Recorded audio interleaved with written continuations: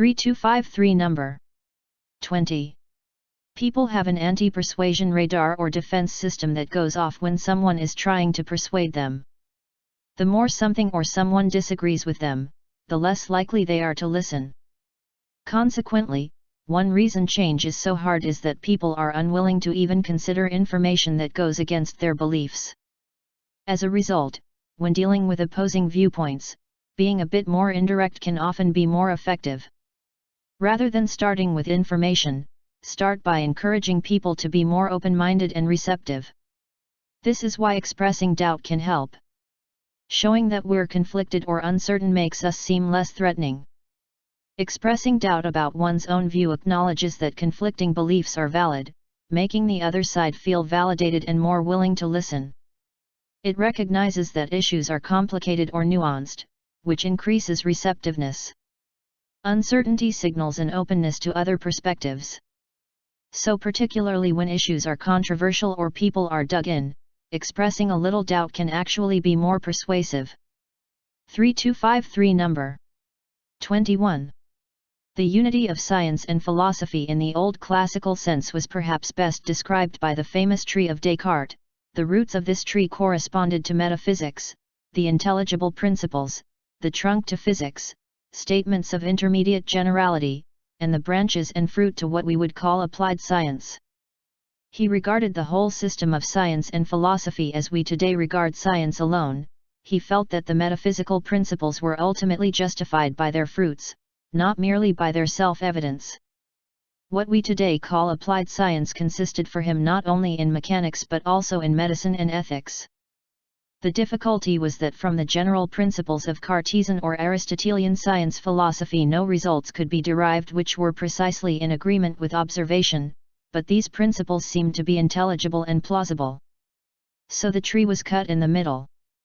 For the derivation of technical results, it was necessary to start from the physical principles in the trunk. Science in the new sense was to think only of how the fruits would develop from the trunk without regard to the roots. 3253 number 22. Good narrative writing is often as much technique as it is talent, sometimes more. The best narrative non-fiction writers often turn to time-honored tools of fiction writers for effect, plot and pacing, character and drama, and, yes, suspense.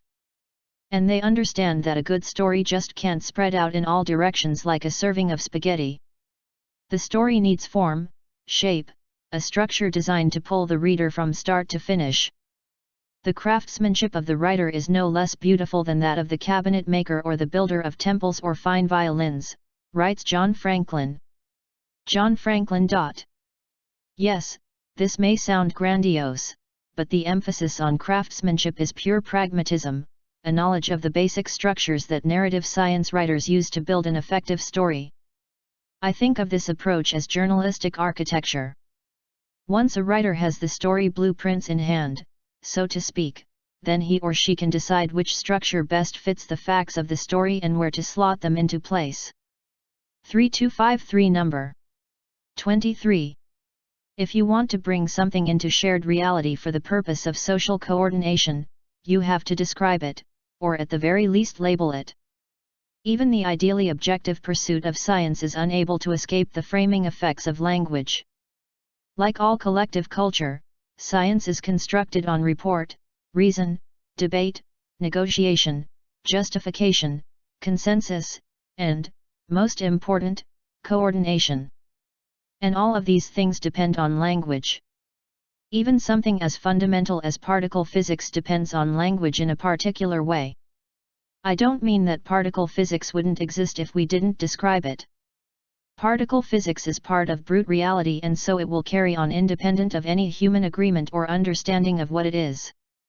But consider this remark by Michael I. Jordan, referring to the infinite potential well model, which studies how a single particle behaves in a small, enclosed space. Michael I. Jordan. A particle in a potential well is optimizing a function called the Lagrangian function. The particle doesn't know that. There's no algorithm running that does that. It just happens. It's a description mathematically of something that helps us understand as analysts what's happening. 3253 number 24. In fact, humans are known to have the largest and most visible sclera, the whites of the eyes, of any species. This fact intrigues scientists, because it would seem actually to be a considerable obstacle. Imagine, for example, the classic war movie scene where the soldier dresses in camouflage and paints his face with green and brown color but can do nothing about his noticeably white sclera, beaming bright against the jungle. There must be some reason humans developed it, despite its obvious costs. In fact, the advantage of visible sclera, so goes the cooperative eye hypothesis, is precisely that it enables humans to see clearly, and from a distance, which direction other humans are looking. Michael Tomasello showed in a 2007 study that chimpanzees, gorillas, and bonobos, our nearest cousins, follow the direction of each other's heads, whereas human infants follow the direction of each other's eyes. Michael Tomasello 2007. So the value of looking someone in the eye may in fact be something uniquely human. 3253 number 29. We lack a sufficient vocabulary for making sense of the sources of error. The more scientific knowledge we accumulate, the better we understand that the ignorance over which the knowledge enterprise is built is shockingly deep. For instance, it turned out that psychoanalysis's attempt to delimit the sources of error by categorizing the kinds of mistakes to which humans are subject in light of the therapeutic situation in the talking cure draws on misguided assumptions about the normalcy conditions for subjects. Digging deeper into the structure of the human mind as well as into the specific embodiment of human knowers equipped with a complex nervous system showed that our mental life is filled with illusions on all levels of knowledge acquisition, from sensation to perception, from scientific discourse to the use of technology based on the latest scientific discovery. Yet, once again, we cannot make sense of this picture of ourselves as immersed in the area of ignorance and illusion without at the same time relying on a huge background of shared, objective knowledge that makes our ignorance available to us. Subjectivity and objectivity are interwoven with our fallibility. 3253 number 30. Surely one reason that copies have lost their sense of human connection, abundance, and intimate relation is that modern technology has made copying so easy. The methods of copying available to us have never been more powerfully abundant. This seems true even as a sense of loss has attended our ever more powerful means to reproduce what we care about. Walter Benjamin has famously formulated this loss as an aura, that which is lost in mechanical reproduction. Walter Benjamin. The aura of a work of art, he suggests, cannot be copied by mechanical technology. By around 1900, he writes, technical reproduction had reached a standard that not only permitted it to reproduce all transmitted works of art and thus to cause the most profound change in their impact upon the public. 1900. The ability to copy mechanically substituted a plurality of copies for a unique existence, Benjamin argued. Benjamin. In addition to transforming art and the public's relation to it, Benjamin asserted that mechanical reproduction has the power to rend traditions by interfering with the authority of objects embedded in the fabric of tradition. Benjamin. This threat to tradition was twofold and concerned the presence of objects, Benjamin believed. Benjamin. 3253 number 31. Life is insecure and human well-being is fragile. If we are honest with ourselves, we realize that, despite our best efforts, we often cannot control the vicissitudes of human existence. We go through life in fear and trembling, fearing what may happen, while hoping for the best. Most of us get anxious in the face of an indeterminate or ambiguous situation. We don't handle uncertainty very well. We are easily tempted to settle for quick solutions, in order to eliminate our anxiety and doubt, even though these quick fixes may not, in the long run, actually be adequate solutions. It is natural, therefore, and even somewhat necessary, for us to seek stability in a sea of change and indeterminacy. We want a fixed star to guide us on our journey through hazardous waters. If only we could have knowledge of what is fixed, unchanging, and ultimately reliable, then, we assume, that would be knowledge most worth having. 3253 number 32. In one of the most famous passages of Being and Nothingness, The Look, Jean-Paul Sartre describes the peculiar vulnerability that develops when someone goes from being a self with a perspective on the world, to being seen, having to confront the perspective of another on oneself. Being and Nothingness, The Look, Jean-Paul Sartre. He illustrates it with the example of someone looking through a keyhole who suddenly finds himself caught by someone watching him. The look of the other is always unnerving, Sartre argues, not only because we momentarily recognize ourselves in it through our imagination of their judgment of us, but also because we don't. Sartre. We can always step back, challenge our perception of others' perceptions of ourselves, or explain them away, but we don't know what these perceptions really are. Others have the distinctive power of making us feel judged in ways we cannot fully control. Social life is all about the fear that accompanies our awareness that we can never access what the other sees. We can only guess.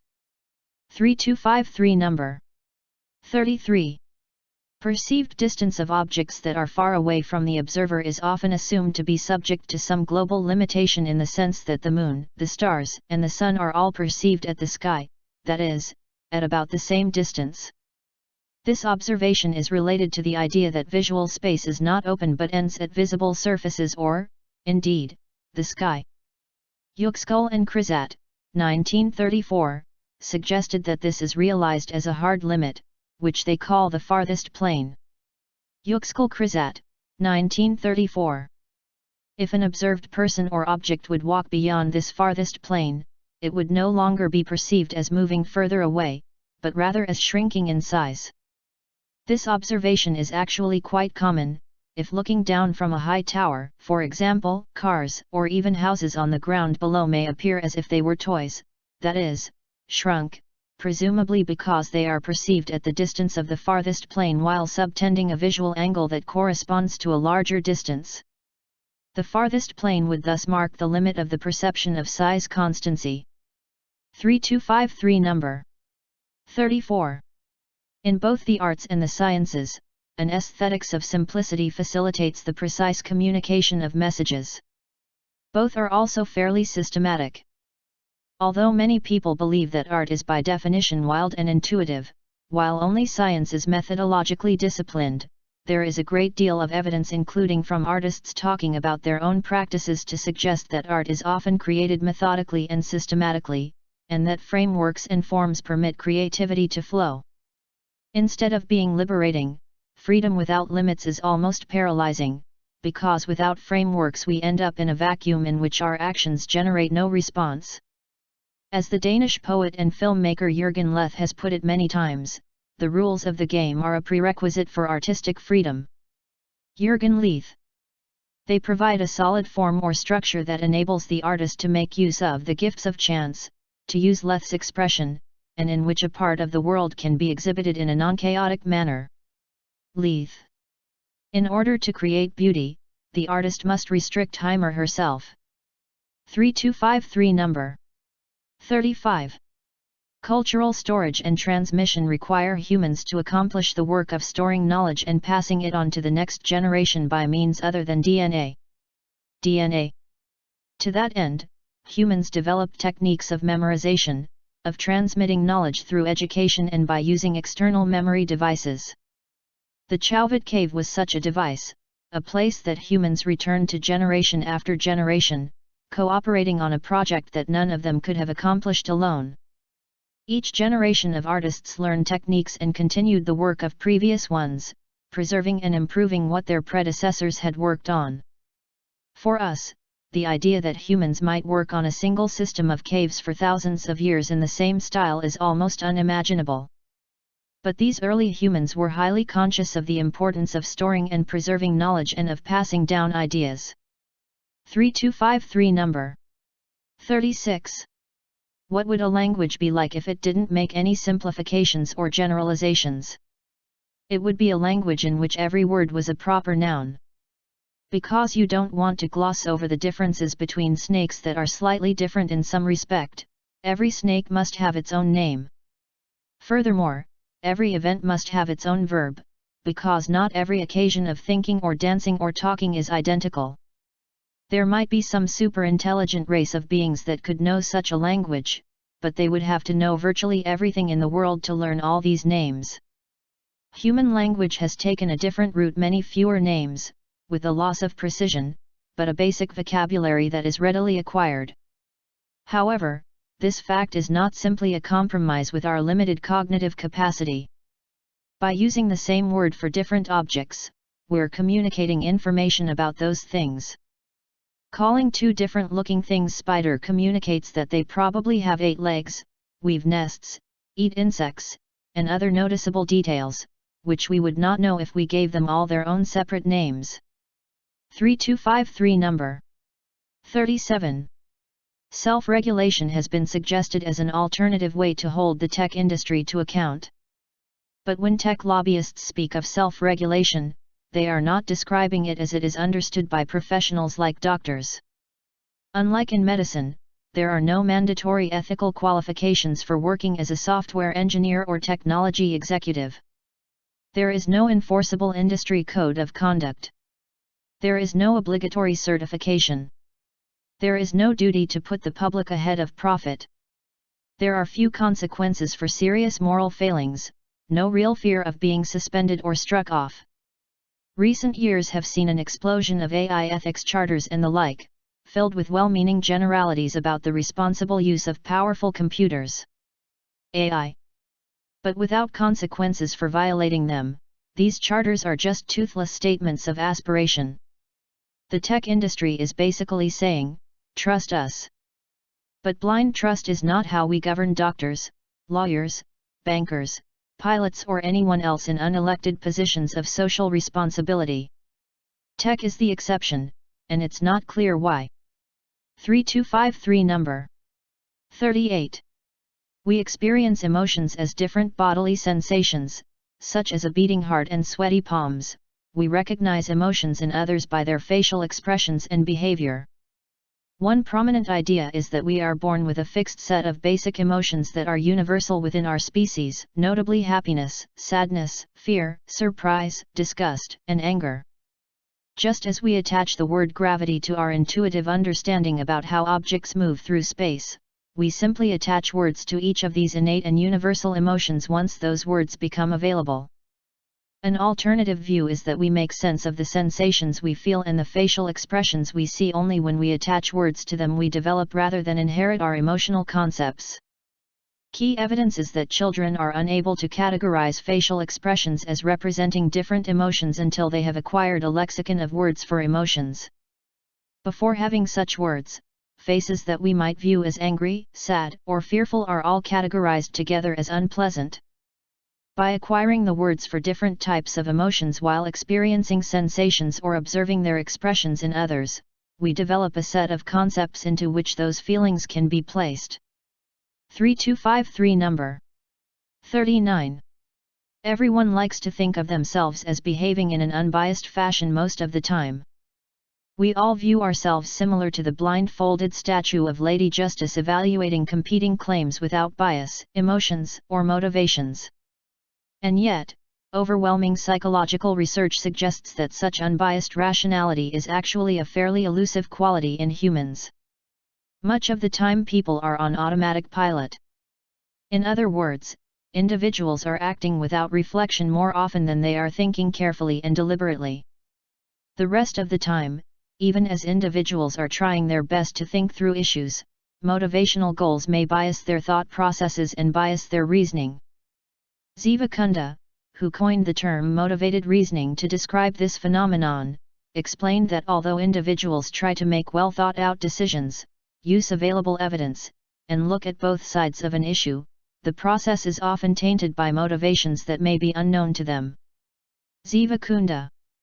Individuals' motivations may direct them to attend more carefully to some information while ignoring other relevant facts. Or they may use different strategies to evaluate information they prefer to be correct while at the same time being hypercritical of flaws in information they prefer to be wrong. 3253 number 40. It may be assumed that meta-algorithmics, that is, the creation of algorithms that generate other algorithms, is a human creation as well. Meta-algorithmics. A human programmer must have composed the first algorithm that, in turn, generates new algorithms, and as such the initial programmer must be in control of the original idea. However, this is not necessarily true. Unlike humanly conceived ideas, where the author is the intellectual owner of the idea, algorithms are processes that define, describe, and implement a series of actions that in turn produce other actions. During the transfer of actions, it is possible for a discrepancy to occur between the original intention and the actual result. If that happens, then, by definition, the author of the algorithm is not in control of, and therefore does not own intellectually from that point on, the resulting process. Theoretically, ownership of an idea is intrinsically connected to the predictability of its outcome, that is, to its intellectual control. Therefore, in the absence of human control, the ownership of the algorithmic process must be instead credited to the device that produced it, that is, to the computer. 3253 Number 4142. Translating a literary text is challenging, and it's often said there will be an inevitable loss in translation. But that challenge frequently inspires creative re-renderings that offer the prospect of a gain in translation as well. A washing machine manual doesn't present the same challenges, nor therefore does it inspire the same creativity either. But where, in terms of the opposition between literary and non-literary language, might we position philosophy's language? Might philosophy want to avoid a translatory economy that aims for a gain in translation but risks a loss?